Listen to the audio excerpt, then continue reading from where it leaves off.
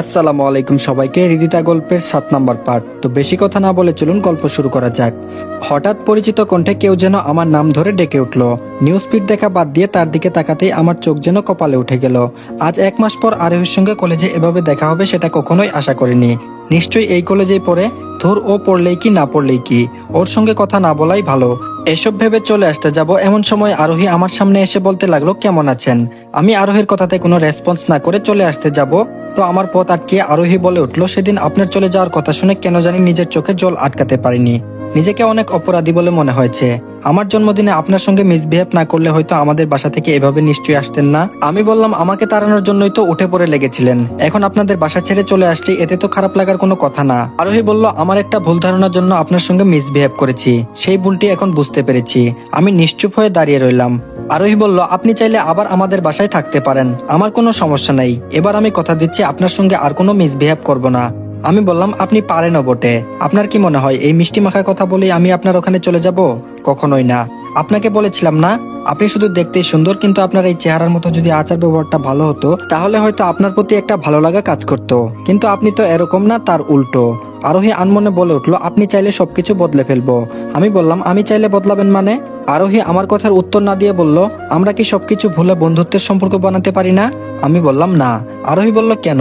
আমি বললাম, আমি আমার একাকিত্ব জীবনেই ভালো আছি, এখানে কারো বন্ধুত্বের দরকার নেই। আরোহী বলল, আমার উপর রেগে এসব বলছেন তাই না? তাছাড়া কলেজের সব ছেলেরাই কিন্তু আমার সঙ্গে বন্ধু করতে চাই, কিন্তু তাদের সঙ্গে আমি বন্ধুত্ব করি না। আচ্ছা ঠিক আছে, আমি আগে আপনার সঙ্গে যা অন্যায় করেছি সেটার জন্য ক্ষমা চেয়ে নিচ্ছি। এতদিন আপনার সঙ্গে যা মিসবিহেভ করেছি তার জন্য আমি সত্যি অনেক লজ্জিত এবং অনুতপ্ত। প্লিজ আমাকে আপনার বন্ধু হিসেবে গ্রহণ করে নিন আর আমাকে ক্ষমা করে দিন প্লিজ। আরোহী দুহাত জোর করে মিষ্টি মুখে কথাগুলো বলল। আমি আরোহীর কথা শুনে নিশ্চুপ হয়ে দাঁড়িয়ে রইলাম। আরোহী আবার বলল, আমাকে ক্ষমা করবেন না তাই তো? অনেকের কাছেই শুনেছি ক্ষমা করে দেওয়া কিন্তু একটা মহৎ কাজ, আপনি কি এই মহৎ কাজটি করবেন না? আরোহীকে যতই দেখছি ততই অবাক হচ্ছি।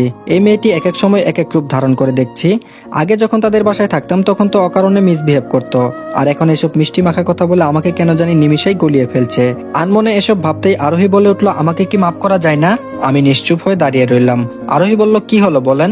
আমি বললাম, আচ্ছা ঠিক আছে, ভেবে দেখবো। এই বলে বাসায় চলে আসলাম। বাসায় এসে শুধু আরোহীর কথা বারবার মাথায় ঘুরপাক খাচ্ছে। আগে তো আমাকে সহ্য করতেই পারতো না, আর এখন তাদের বাসা ছেড়ে চলে আসাতে এতেই তিতা মিষ্টি লাগতে শুরু করেছে দেখছি। রাতে এসব চিন্তা ভাবনা করে কখন যে ঘুমিয়ে পড়েছি খেয়ালই নেই। মাঝরাতে স্বপ্নের ঘুরে দেখতে লাগলাম কাকিমাকে সাদা কাফনে খাটে করে কেউ যেন নিয়ে যাচ্ছে। আমি পিছন দিক থেকে তাদেরকে দেখে কান্নায় ভেঙে পড়ে বারণ করে বলছি, আমার কাকিমাকে তোমরা কোথায় নিয়ে যাচ্ছ? আমি থাকতে কাকিমাকে কোথাও নিয়ে যেতে দিব না।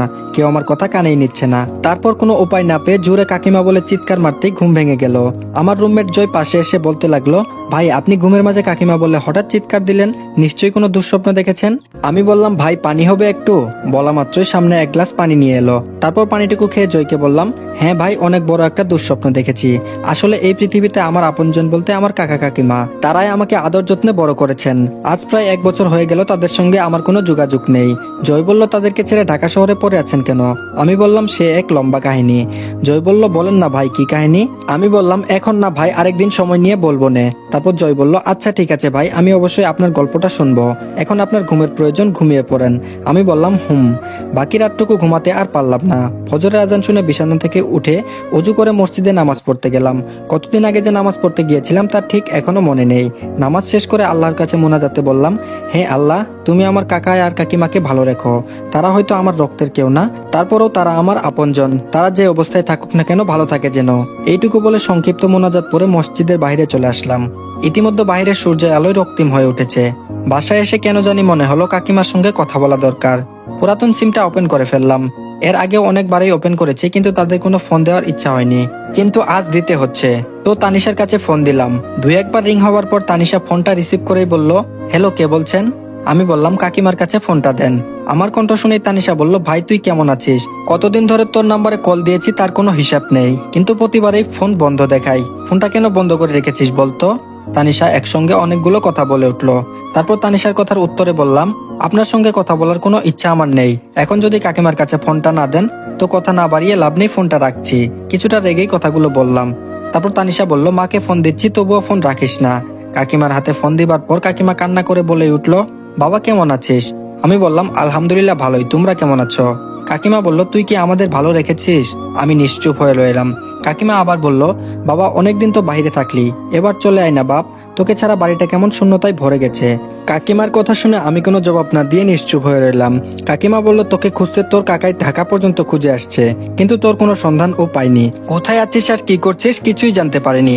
বাবা আমাকে বল না তুই কোথায় আছিস। আমি বললাম, সরি কাকিমা, সম্ভব না। ছোট থেকেই তোমাদেরকে অনেক বিরক্ত করে আসছি, তাই এখন ভাবছি বাকি জীবনে একাকিত্বই কাটিয়ে দিব। তাছাড়া আমার তো কোনো অধিকার নেই তোমাদের ওখানে থাকবো। হাজার হোক আমি তো তোমাদের রক্তের কেউ না। আমার কথাটা শোনা মাত্রই কাকিমা কান্নায় ভেঙে পড়লো।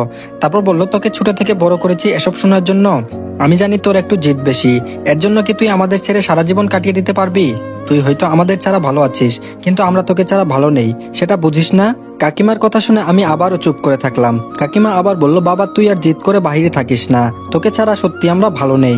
এভাবেই কাকিমার সঙ্গে ফোনে কথা বললাম। পরিশেষে বললাম, কাকিমা ভালো থেকো আর নিজের যত্ন নিও, রাখছি। এটুকু বলেই কাকিমা বলল, তানিশা তোর সঙ্গে কথা বলতে যাচ্ছে, কথা বল। কাকিমা এই বলে তানিশার হাতে ফোনটা দিল।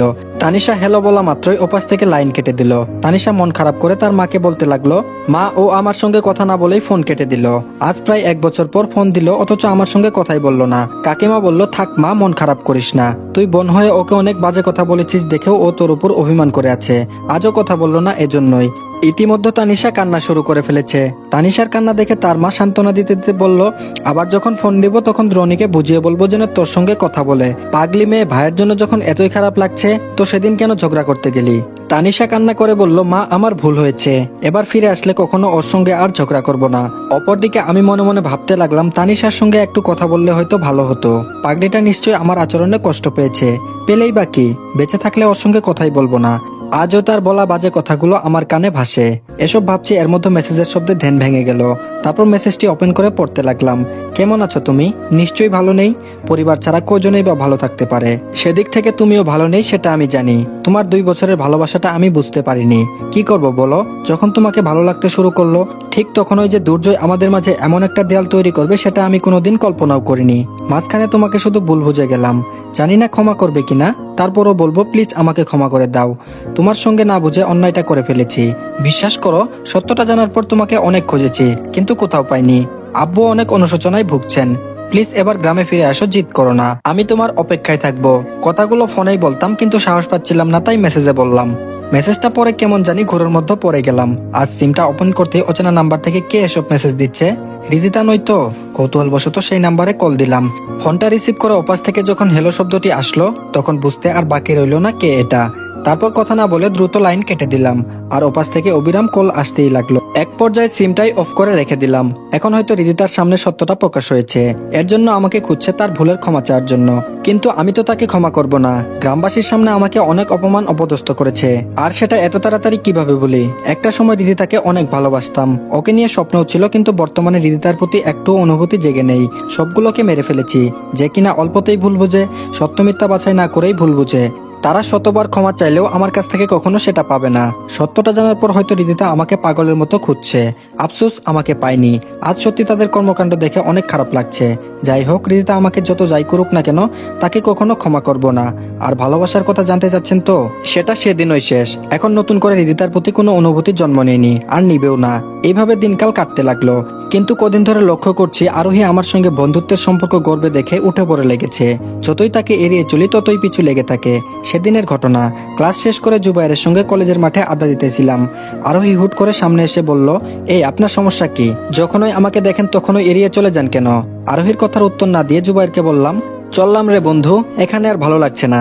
এই বলে সেখান থেকে চলে আসতে যাব, তার আগেই আরোহী আমার পথ আটকিয়ে বলল, খুব ভাব হয়েছে আপনার, তাই না? আমি কিছুটা রেগে বললাম, সামনে থেকে সরো। আরোহী বলল, এমন করছেন কেন?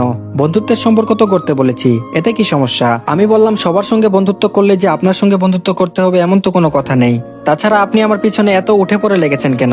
আমি কি কোনো সেলিব্রিটি পার্সন যে আমার সঙ্গে বন্ধুত্ব করতেই হবে? আরোহী বলল, আপনি তাহলে আমার সঙ্গে বন্ধুত্ব করবেন না? আমি বললাম, না। আরোহী বলল, আপনি যদি রাজি না হন তাহলে কিন্তু লোকজনের হাতে গণপিটুনি খাওয়াবো।